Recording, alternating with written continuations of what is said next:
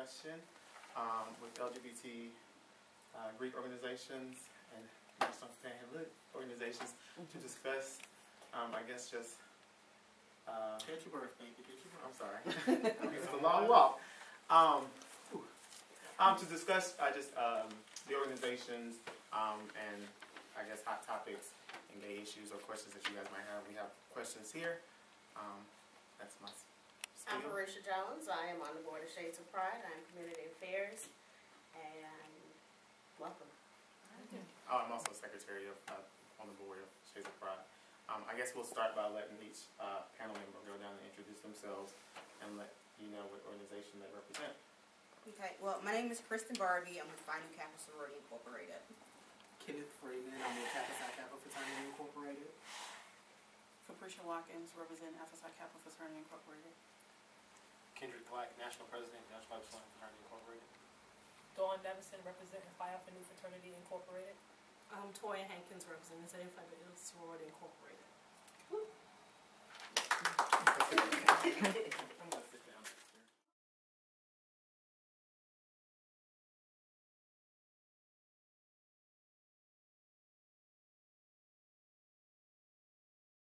Okay, well, the history of Phi Nu Kappa is similar to that of Alpha Psi Kappa because we are twin fraternity and sorority. We were founded February 20th, 2002 in Tallahassee, Florida, on the campus of Florida State University. Kappa Psi Kappa was founded August 17th, 2001, Tallahassee, Florida, same campus. It's a little similar to PNK and ASI in that we are constitutionally bound together, but we were just founded a year earlier. Alpha Psi Kappa Fraternity Incorporated is an organization for dominant lesbian women.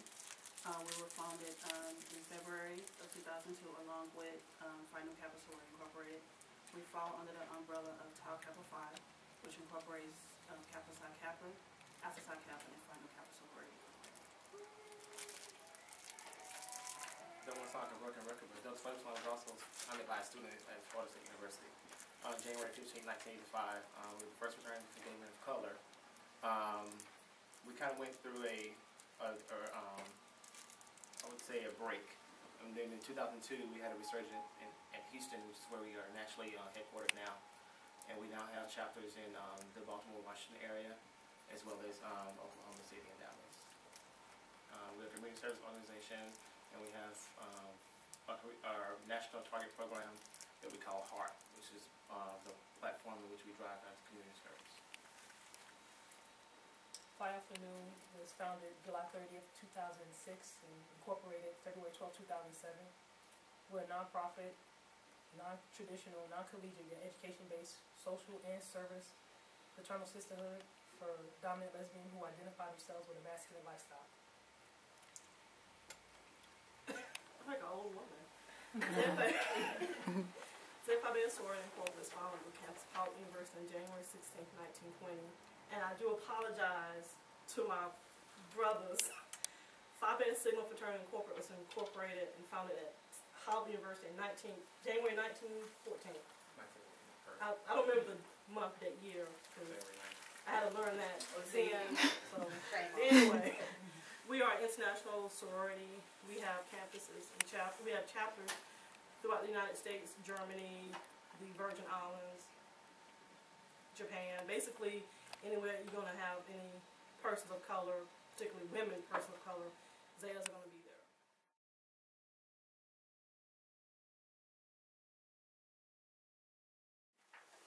Speaking from our founding, it was founded because we all know that there was stigma and rejection from the traditional organizations back in the day. People who were gay, bisexual, transgender, what have you, feel like they were not welcome into the traditional organizations, and that was the principle, the basis of our founding of Delta Phi Upsilon. So that's why I think there are Greek LBG organizations, because a lot of people feel like they would not be accepted into the traditional organizations. Anyone else? To piggyback on what he's saying is, I agree, and in addition to, it felt like you were hiding yourself. So why join an organization when you felt like you had to hide who you really were? And the reason why LGBT organizations came about was you can still be part of an organization and not hide who you are. No, I agree with what they said. I was gonna provide the same thoughts, but they did. All right, I'm going to tweak this next question. This next question says, in my research, I'm sorry. Is it possible, just a question, for this question number 2, to hear feedback from either the moderator or yourself? Or do you guys Sure. concur with what's said? I agree with what's being said. I think that anytime you have a situation where a group doesn't feel welcome into a bigger group, that is common and it's understandable to form a subset group. And I understand why there's a need for LGBT group organizations that target, I understand why there's a need for LGBT Greek organizations, because I think in some situations the particular person may not feel welcome in a traditional Greek setting, just like there is a need for HBCUs, because some people may not feel that their particular cultural feeling or expression will be welcome in a greater university setting.